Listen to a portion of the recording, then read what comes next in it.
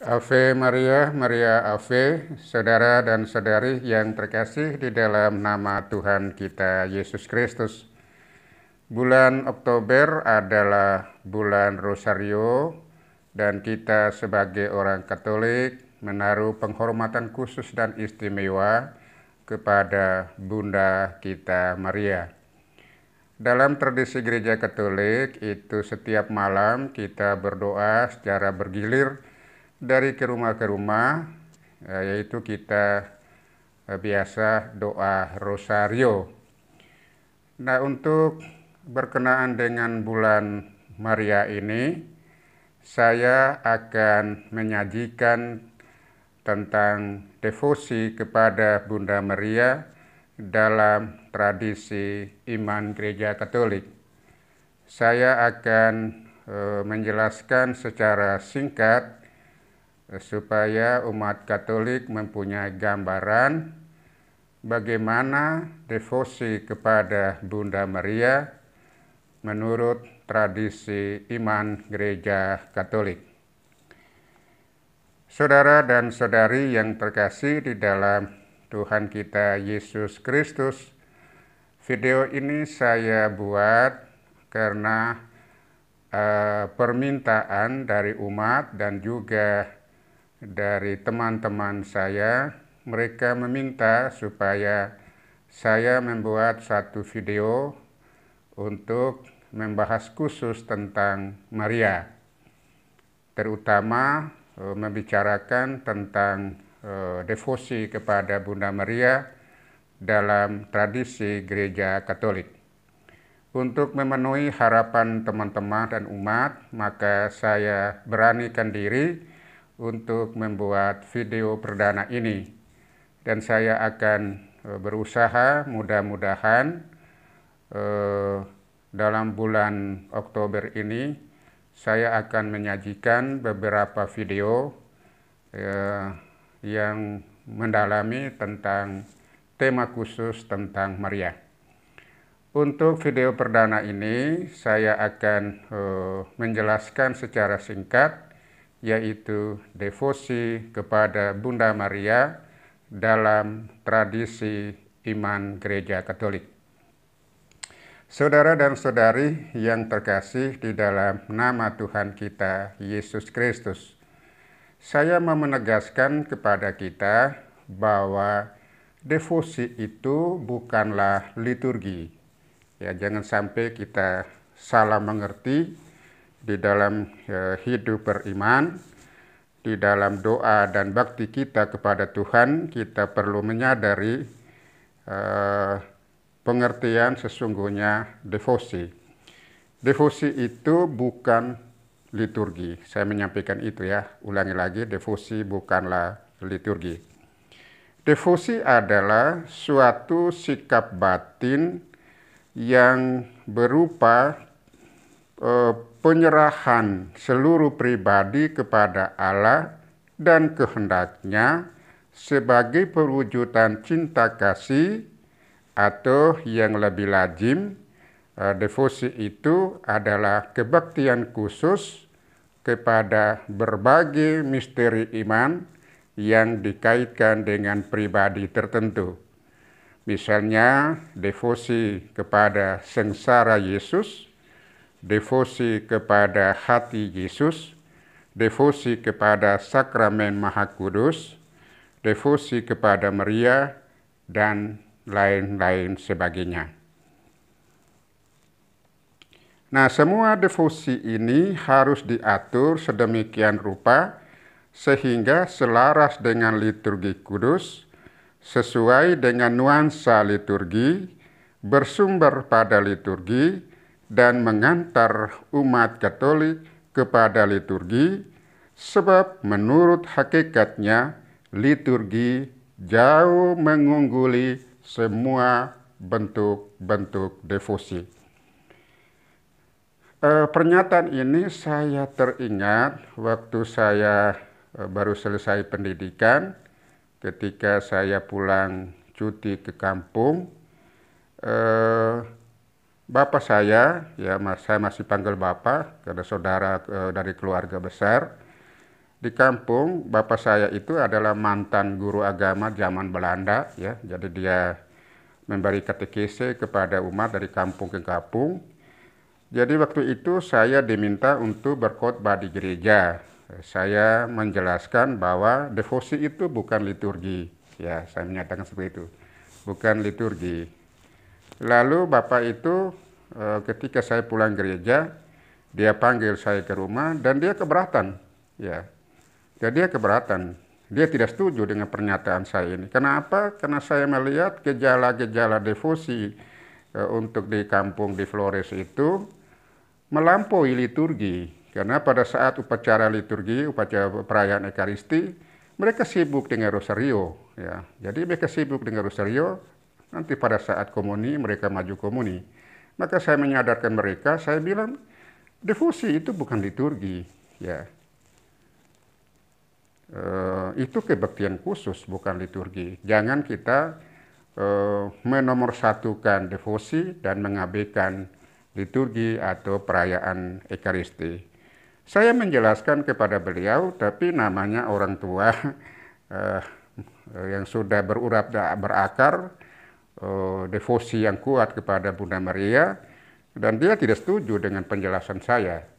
Nah, ini saya mengharapkan supaya kita sebagai orang Katolik itu mempunyai pandangan harus sesuai dengan tradisi atau ajaran gereja Katolik, pandangan gereja Katolik tentang devosi.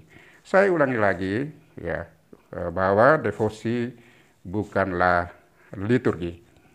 Devosi itu adalah suatu sikap bakti yang berupa penyerahan seluruh pribadi kepada Allah dan kehendaknya sebagai perwujudan cinta kasih. Nah, ini maksudnya devosi. Dan devosi ada macam-macam, seperti saya sebutkan tadi, ada macam-macam. Saya ulangi lagi, misalnya devosi kepada sengsara Yesus, devosi kepada hati kudus Yesus, devosi kepada sakramen Maha Kudus, devosi kepada Maria, dan sebagainya. Bapak, Ibu, Saudara, dan Saudari yang terkasih di dalam nama Tuhan kita Yesus Kristus. Kira-kira kalau kita mengadakan doa devosi, misalnya untuk bulan Oktober ini kita devosi khusus kepada Bunda Maria, sebenarnya apa tujuannya ingin dicapai di dalam doa devosi? Nah, dalam doa devosi itu tujuan yang ingin dicapai, yang didapat dari kita yang selalu mendoakan doa-doa devosi adalah menggairahkan iman kita akan kasih kepada Allah. Jadi tujuan itu menggairahkan iman kita, menghidupkan iman kita akan kasih dan kasih kita kepada Allah sebagai Maha Pencipta. Yang kedua itu mengantar kita pada penghayatan iman yang benar akan misteri karya keselamatan Allah dalam Yesus Kristus. Ini tujuan dari devosi. Yang ketiga itu devosi itu untuk mengungkapkan dan meneguhkan iman terhadap salah satu kebenaran misteri iman. Nah, ini saya menyampaikan begitu, bahwa tujuan devosi itu mengungkapkan dan meneguhkan iman terhadap salah satu kebenaran misteri iman yang kita hayati. Dan juga dengan devosi itu kita akan memperoleh buah rohani lewat doa devosi. Saudara dan saudari atau Bapak Ibu yang terkasih di dalam nama Tuhan kita Yesus Kristus, bagaimana devosi kita kepada Bunda Maria dalam tradisi gereja Katolik? Devosi Maria itu biasa ada yang lazim disebut hiperdulia. Ini saya menyampaikan itu, devosi Maria itu biasanya disebut hiperdulia, adalah seluruh kebaktian kepada Maria Bunda Yesus yang dari Nazaret dalam bentuk puji-pujian, rasa kagum, rasa hormat, dan cinta dengan meneladani cara hidupnya sambil memohon bantuan pengentaraan doanya bagi gereja yang masih sedang dalam perjalanan ziarah menuju persatuan dengan Allah di tanah air surgawi. Ini saya kutip, saya masih ingat, saya baca dari dokumen gereja, yaitu Lumen Gentium artikel 66. Jadi dokumen resmi gereja di dalam Lumen Gentium artikel 66 menyatakan bahwa devosi Maria itu disebut sebagai hiperdulia atau keseluruhan kebaktian kepada Maria Ibu Yesus dari Nazaret dalam bentuk pujian, dalam bentuk rasa kagum, dalam bentuk hormat, dan cinta dengan meneladani cara hidup Maria. Maka Maria kita tahu sebagai teladan iman yang militan, sambil memohon bantuan pengentaraan doanya bagi gereja, maksudnya kita, bagi kita, gereja itu kita, yang masih sedang dalam perjalanan ziarah menuju persatuan dengan Allah di tanah air surgawi. Ini ajaran gereja seperti yang tertulis di dalam Lumen Gentium artikel 66. Bapak, Ibu, saudara-saudari yang terkasih di dalam nama Tuhan kita Yesus Kristus, setelah mendapat kabar gembira dari malaikat Tuhan, itu kita bisa baca di Injil Lukas. Ya, kita coba lihat di Injil Lukas.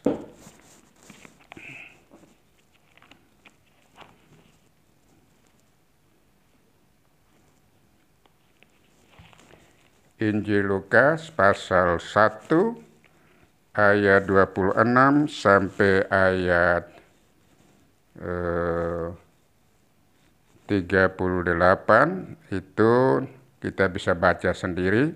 Itu pemberitahuan tentang kelahiran Yesus, yaitu di dalam Injil itu. Jadi setelah Maria mendapat kabar gembira dari malaikat Tuhan, itu malaikat Gabriel, seperti terdapat dalam Injil Lukas pasal 1 ayat 26 sampai 38. Ini kita bisa baca sendiri di rumah. Kalau saya baca ini agak panjang penjelasannya, bisa kita baca sendiri. Di situ diceritakan bahwa setelah mendengar berita dari malaikat Gabriel itu, Maria amat bersuka cita. Amat bersuka cita dan bernubuat seperti yang disampaikan di dalam Injil Lukas pasal 1 ayat 28 sampai 26 sampai ayat 38, bahwa Maria sangat bersuka cita setelah mendengar kabar gembira dari malaikat Gabriel. Alasan pokok mengapa Maria dapat kita dihormati secara khusus bagi orang Katolik, dan dapat dimintakan pengentaraan doa oleh umat beriman. Ya, pertanyaannya, mengapa orang Katolik menaruh penghormatan khusus kepada Bunda Maria Ibu Yesus, dan juga memohon supaya Maria menjadi pengentara doa bagi kita semua. Ini alasan yang pertama itu, Maria dipilih Tuhan secara istimewa untuk menjadi Bunda Yesus Kristus sebagai juru selamat manusia. Ini alasan yang pertama. Karena Maria dipilih Tuhan secara istimewa untuk menjadi Ibu Yesus, menjadi Bunda Yesus sebagai juru selamat umat manusia. Pemilihan yang istimewa ini sangat dirasakan akibatnya yang membahagiakan oleh gereja sepanjang masa. Jadi pemilihan dari Tuhan bahwa Maria dipilih menjadi Bunda Kristus ini menjadi dirasakan akibat yang sangat membahagiakan bagi kita, gereja maksudnya kita semua, itu sepanjang masa. Dan yang kedua, seperti yang dijelaskan oleh Lumen Gentium artikel 62 menyatakan bahwa keibuan Maria dalam tata rahmat berlangsung terus-menerus tanpa putus. Ya, ini Lumen Gentium artikel 62, keibuan Maria itu dalam tata rahmat berlangsung terus-menerus tanpa putus. Mulai dari persetujuan yang diberikan dengan setia pada saat menerima kabar gembira dari malaikat Gabriel dan dipertahankannya tanpa ragu sampai di kaki salib Yesus, sampai kepada kesempurnaan abadi semua orang beriman. Jadi di situ mau menyatakan bahwa keibuan Maria di dalam tata rahmat berlangsung terus tanpa putus, ya, mulai dari persetujuan atau jawab ya, terjadilah padaku menurut perkataanmu, ya. Lalu tetap dipertahankan tanpa ragu sampai di kaki salib Yesus, ya. Sampai pada kesempurnaan abadi semua orang beriman. Ini alasan yang kedua. Karena setelah diangkat ke surga, Maria tidak meninggalkan tugas ini, melainkan melanjutkannya melalui perantaraan limpa dengan memberikan kita anugerah keselamatan abadi. Ini masih dijelaskan dalam Lumen Gentium artikel 62. Dan hal ini menunjukkan bahwa peran Maria dalam tata keselamatan tetap aktual sepanjang sejarah gereja tanpa terhenti atau oleh hilangnya Maria secara fisik di panggung sejarah dunia. Jadi setelah Maria diangkat ke surga, secara fisik dia sudah hilang di panggung dunia, tetapi Maria tidak akan meninggalkan tugasnya, perhatiannya kepada gereja atau kepada kita semua. Oleh karena itu, Maria sungguh melebihi segala makhluk di surga maupun di bumi, dan keunggulan ini sekaligus menjadi alasan bagi umat beriman, khususnya bagi orang Katolik, untuk memuji, untuk mencintai secara khusus, untuk mengagumi, untuk menghormati Maria sambil meneladani dan memohon bantuan pengantara doanya kepada Allah. Bapak, Ibu, saudara-saudari, inilah pandangan dari dokumen gereja, khususnya Lumen Gentium artikel 62. Dan seterusnya pertanyaan kita sebagai orang Katolik yang sering saya jumpai pertanyaan umat itu, apa inti devosi kepada Bunda Maria?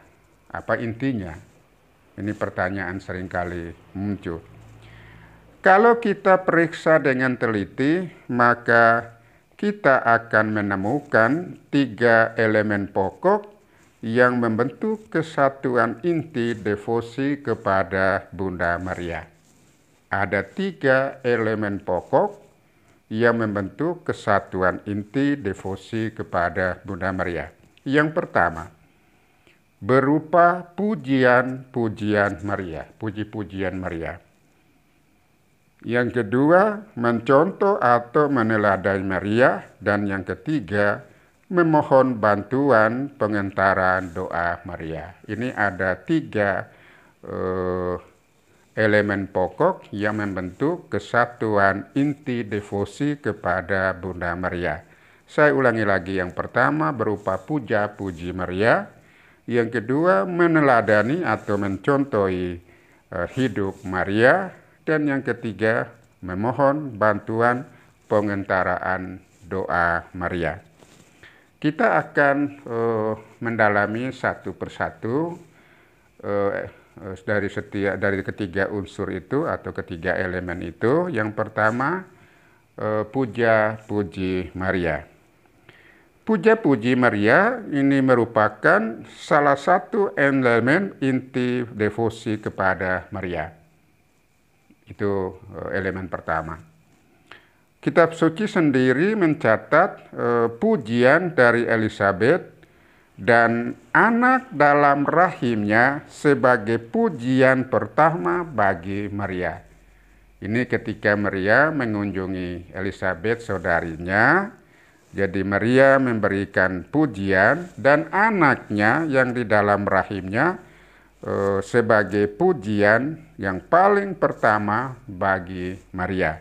Itu dikisahkan bayi itu loncat kegembiraan ketika dia mendengar salam dari Maria.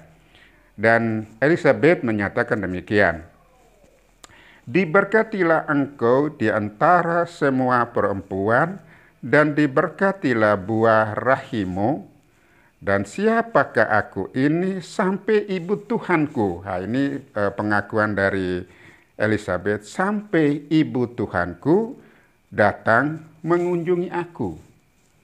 Ini pujian Maria dan menunjukkan rasa kagumnya kepada Maria. Sampai dia bertanya, siapakah aku sampai ibu Tuhanku datang mengunjungi aku.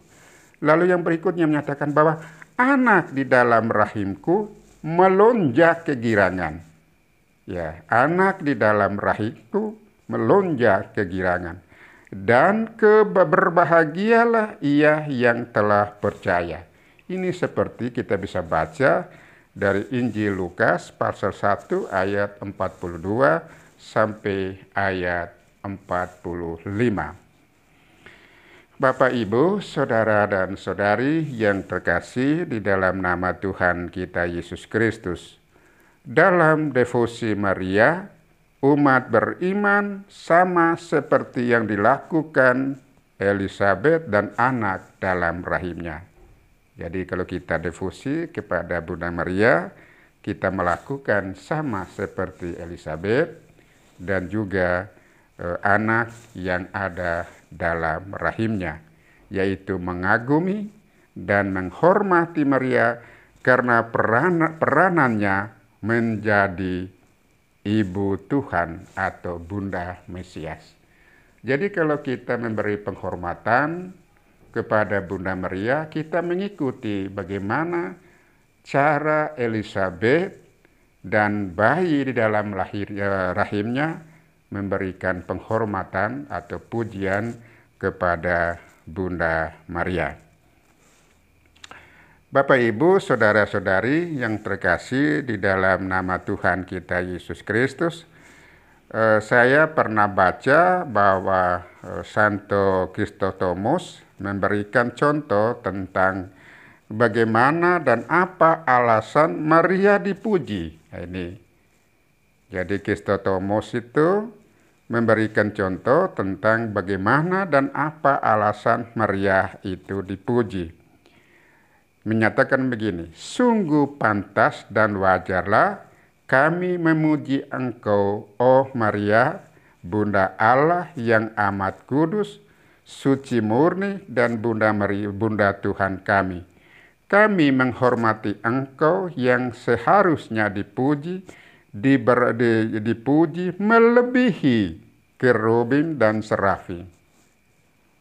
Sebab yang tanpa kehilangan keperawananmu melahirkan sabda Tuhan. Ini saya harus ingat lagi itu, menyampaikan lagi bahwa engkau yang tanpa kehilangan keperawananmu melahirkan firman Tuhan, melahirkan sabda Tuhan. Engkau sungguh-sungguh Bunda Allah. Nah, jadi Maria mengandung dan melahirkan sabda Allah yang menjadi manusia. Itu tetap perawan. Karena yang dia kandung adalah firman Tuhan, sabda Allah yang menjadi manusia. Ini kesaksian atau tulisan dari Santo Chrysostomus, ya, memberikan alasan mengapa kita menaruh pujian atau penghormatan besar kepada Bunda Maria. Elemen yang kedua yaitu kita mencontoh atau meneladani Bunda Maria. Kita meneladani cara hidup beriman seorang ibu, yaitu Bunda Maria. Maria dipandang sebagai teladan iman yang militan bagi kita orang Katolik. Dalam devosi Maria, kita tidak hanya cukup sampai pada sikap heran, sampai pada sikap kagum dan puji-puji kepada Maria, karena karya agung Allah dalam dirinya, tetapi kita juga sebagai umat beriman harus mencontohi Maria sebagai citra dalam hal iman, cinta kasih, persatuan yang sempurna dengan Kristus. Maka gereja mengajarkan kita bahwa Maria adalah tipos gereja, gambaran gereja. Gereja mengajar kita bahwa Maria adalah gambaran gereja, gambaran umat beriman dalam perjalanan menuju rumah Bapa. Itu berarti dalam usaha menjawab panggilan Allah, kita bisa belajar pada Maria tentang bagaimana menjawab panggilan Allah dan hidup seturut firman-Nya, tentang bagaimana mengikuti Yesus secara sempurna dan bagaimana melaksanakan kehendak Allah dengan setia. Ini teladan Bunda Maria yang kita patut diteladani, yang kita tiru. Menjawab panggilan Allah. Ya. Tawaran Allah dijawab dengan setia. Aku ini hamba Tuhan, terjadilah padaku menurut perkataanmu. Bapak, Ibu, saudara-saudari yang terkasih di dalam nama Tuhan kita, Yesus Kristus. Elemen yang ketiga adalah memohon pengentaraan doa Maria. Itu yang ketiga, kita memohon pengentaraan doa Maria. Di samping dua unsur, yaitu kita memuji dan mencontohi berbagai keutamaan Maria, kita sebagai umat beriman juga dapat berdoa kepada Bunda Maria. Akan tetapi diusahakan sedemikian sehingga doa-doa itu tidak bercorak, seakan-akan Maria dapat menganugerahi sesuatu tanpa diketahui Allah sendiri. Ini yang perlu kita ingat. Saya ulangi lagi pernyataan ini.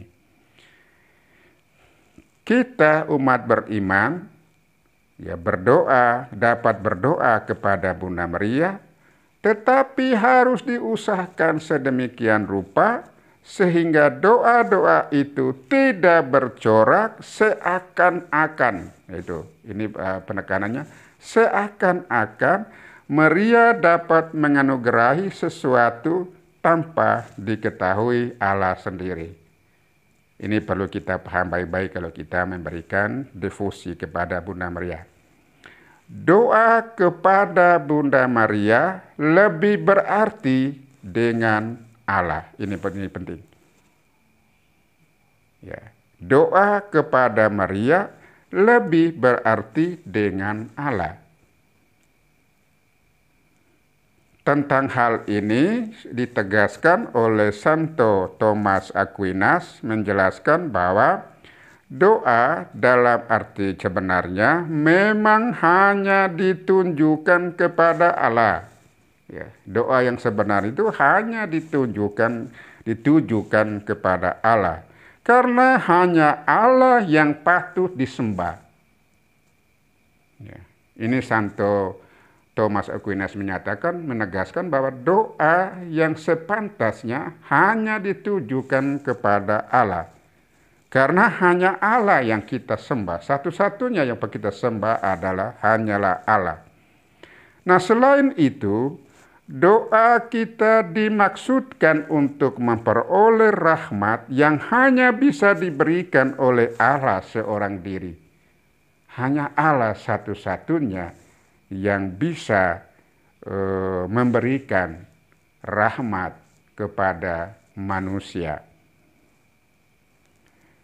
Tetapi kalau doa-doa kita ini ditujukan kepada, misalnya kepada para malaikat, misalnya kepada orang kudus, maka hal itu terjadi karena mereka sudah dipersatukan secara erat dengan Allah, maka dan doa-doa kita akan menjadi lebih efektif melalui doa-doa dan jasa pengentaraan mereka.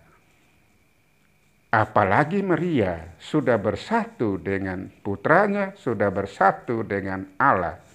Maka doa kita menjadi efektif apabila kita berdoa dengan pengentaraan Bunda Maria.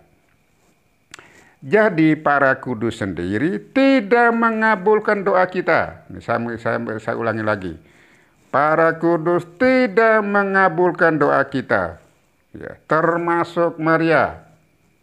Jadi semua orang kudus, juga Maria, tidak dapat mengabulkan doa kita. Tapi mereka dapat mendoakan kita pada Allah atau menyampaikan doa-doa kita kepada Allah. Ini perlu kita menjernihkan motivasi dan cara berpikir kita ketika kita melaksanakan doa-doa devosional. Para kudus, Bunda Maria tidak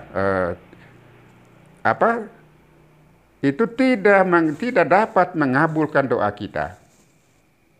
Tapi mereka dapat mendoakan kita kepada Allah atau menyampaikan doa-doa kita kepada Allah. Maka Bunda Maria dikatakan sebagai pengentaraan doa-doa umat beriman. Pengentara doa-doa gereja sepanjang masa. Bapak, Ibu, saudara-saudari yang terkasih di dalam nama Tuhan kita Yesus Kristus.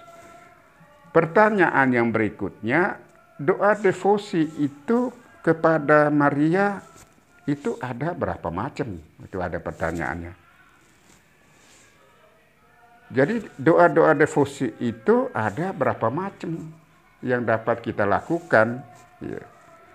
Saya mau menyampaikan begini, berdasarkan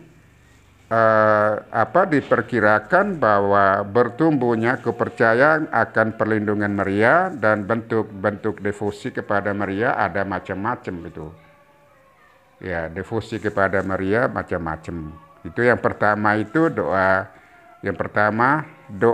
kepada Maria. Ini devosi pertama, doa kepada Maria.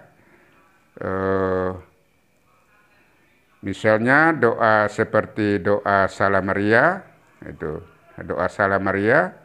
Terus kita mengkhususkan hari Sabtu sebagai hari Maria. Dan yang kedua bulan Mei sebagai bulan Maria. Dan juga sekarang bulan Oktober sebagai bulan Rosario. Ini macam-macam gejala praktik devosi atau macam-macam bentuk devosi kepada Maria. Bahkan kita memberi nama diri, nama tempat, nama gereja, itu kita memberikan dengan nama Maria. Nah, sekarang kita lihat itu bagaimana doa kepada Maria. Doa yang terkenal ini adalah doa Salam Maria. Ya, saya dalam kesempatan ini juga menjelaskan dulu tentang doa Salam Maria. Devosi yang lain akan menyusul untuk video yang berikutnya. Untuk video yang ini saya akan memberikan tentang doa Salam Maria. Bapak, Ibu, saudara-saudari yang terkasih di dalam nama Tuhan kita Yesus Kristus, Doa Salam Maria ini berasal eh, dari apa? Berbagai peristiwa iman. Itu doa Salam Maria ini. Bisa jadi saya menyampaikan keliru, tapi saya menyatakan dari berbagai peristiwa iman. Jadi doa Maria ini merupakan rangkaian peristiwa. Yang pertama, salam malaikat Gabriel. Nah, salam malaikat Gabriel itu kepada Maria, itu kita bisa baca di Lukas pasal 1 ayat 28. Dan yang kedua, pujian Elizabeth, yaitu kita bisa baca di Injil Lukas pasal 1 ayat 42. Ini doa Salam Maria, jadi berasal dari salam malaikat Gabriel dan pujian dari Elizabeth. Nah, pada abad ke-6 untuk pertama kalinya di gereja timur, yaitu gereja Yunani, salam dari malaikat Gabriel dan pujian dari Elizabeth ini digabungkan. Itu sekitar abad yang ke-6. Jadi untuk pertama kali gereja timur atau gereja Yunani menggabungkan dua peristiwa iman ini. Yang pertama, salam dari malaikat Gabriel kepada Maria, dan yang kedua, pujian Elizabeth ini digabungkan menjadi satu. Maka terbentuklah doanya demikian. Salam Maria penuh rahmat. Nah, ini salam dari malaikat Gabriel. Tuhan sertamu. Itu.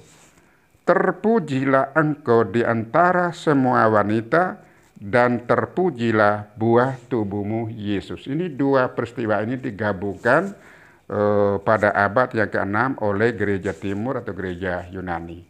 Yaitu Salam Maria, saya ulangi lagi, Salam Maria penuh rahmat, Tuhan sertamu, terpujilah engkau di antara semua wanita, dan terpujilah buah tubuhmu Yesus. Nah, rumusan doa ini dijadikan sebagai doa antifon dan didaraskan secara berulang-ulang. Ya, jadi rumusan doa ini dijadikan sebagai antifon dan didaraskan berulang-ulang. Ya, saya yakin kita sebagai orang Katolik sudah tahu kalau kita berdoa Salam Maria itu berulang-ulang gitu. Ya. Jadi bergilir antara satu habis satu berulang-ulang gitu. Nah, baru setelah beberapa tahun kemudian, antifon yang berasal dari salam malaikat dan Elizabeth ini disatukan dengan permohonan. Itu. Disatukan dengan permohonan gereja atau permohonan kita semua, permohonan umat beriman, yaitu dengan rumusan Santa Maria Bunda Allah, doakanlah kami yang berdosa ini sekarang dan pada waktu kami mati. Amin. Nah, jadi dua peristiwa iman ini, dua peristiwa rahmat ini, salam dari malaikat Gabriel dan pujian dari Elizabeth disatukan menjadi satu rumusan doa. Itu terjadi pada abad ke-6 oleh gereja timur atau gereja Yunani. Sehingga terjadilah rumusan itu seperti yang kita doakan sekarang ini, yaitu Salam Maria penuh rahmat, Tuhan sertamu, terpujilah engkau di antara semua wanita, dan terpujilah buah tubuhmu Yesus. Jadi Bapak Ibu sudah bisa paham bahwa rumusan doa itu bukan dibuat-buat, dikarang oleh orang-orang tertentu, tetapi itu ada jelaslah terbelakang sejarahnya, ada dasar kitab sucinya. Iya, disatukan dari peristiwa malaikat Gabriel menyampaikan kabar sukacita kepada Maria, dan pujian ketika Maria mengunjungi Elizabeth saudaranya, dan pujian Maria itu disatukan menjadi rumusan doa Salam Maria yang seperti sekarang. Maka setelah beberapa tahun kemudian, baru ditambah lagi dengan permohonan gereja, itu permohonan kita semua. Ya, ditambah lagi dan permohonan gereja, yaitu Santa Maria Bunda Allah, doakanlah kami yang berdosa ini sekarang dan pada waktu kami mati. Amin.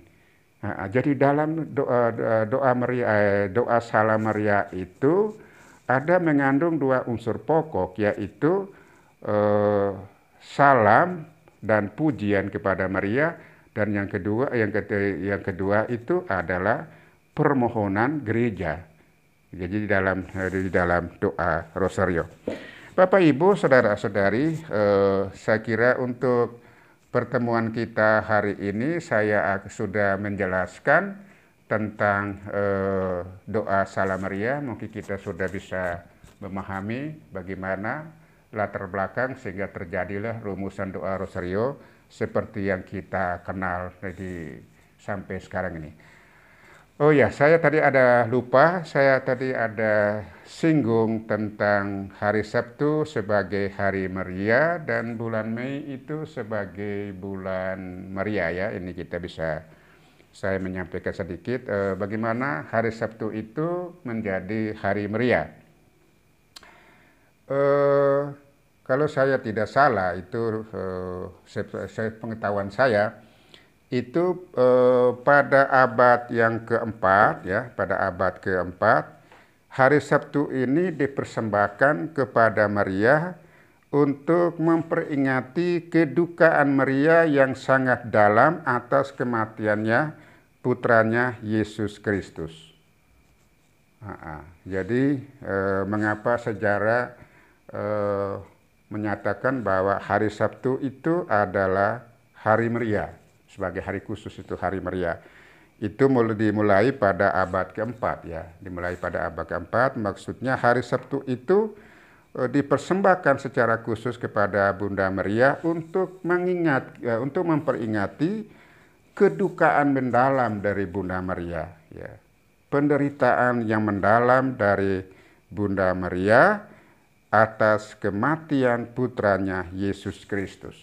Ya, jadi kalau kita menjadikan hari Sabtu itu sebagai hari Maria itu ada alasannya. Ya, mau kita ikut merasakan bagaimana sakitnya seorang ibu ketika putra tunggalnya Yesus Kristus itu wafat atau mengalami kematian. Ya. Jadi itu hari Sabtu kita mempersembahkan sebagai memperingati kedukaan Maria atas kematian putranya Yesus Kristus. Dan yang kedua tadi saya pernah ada singgung juga tentang bulan Mei. Bulan Mei. Bulan Mei itu masih merupakan bagian dari musim semi untuk masyarakat Eropa. Ya. Jadi bulan Mei itu adalah musim semi untuk masyarakat Eropa. Karena itu umat Katolik di Eropa itu mempersembahkan bulan Mei ini kepada Maria. Ya, secara khusus mempersembahkan kepada Maria agar bunga-bunga yang bersemi pada bulan Mei ini mendorong kita untuk merenungkan kelimpahan harta rohani Bunda Maria. Ini bukan tanpa alasan, ada refleksi iman dari umat Katolik di Eropa ya, karena itu bulan Mei itu adalah musim semi ya. Ketika bulan itu bunga-bunga itu yang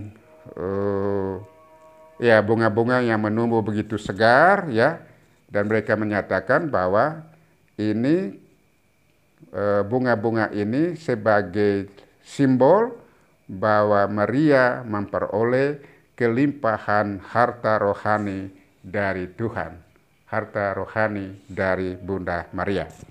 Nah, seperti bunga-bunga pada musim semi menghiasi bumi, demikian juga umat beriman, kita semua diharapkan secara alamiah bagikan bunga-bunga bersemi menghormati Maha Pencipta bersama Maria. Jadi umat Katolik di Eropa itu mempersembahkan bulan Mei kepada bulan Maria itu suatu refleksi iman yang mendalam. Karena di sana tuh pasti waktu itu tuh bunga-bunga mekar yang indah, yang bagus-bagus bunga ya. Maka mereka menyadari bahwa ini bulan ini dipersembahkan khusus kepada Bunda Maria karena Bunda Maria ini mengalami kelimpahan rahmat dari Allah yang luar biasa.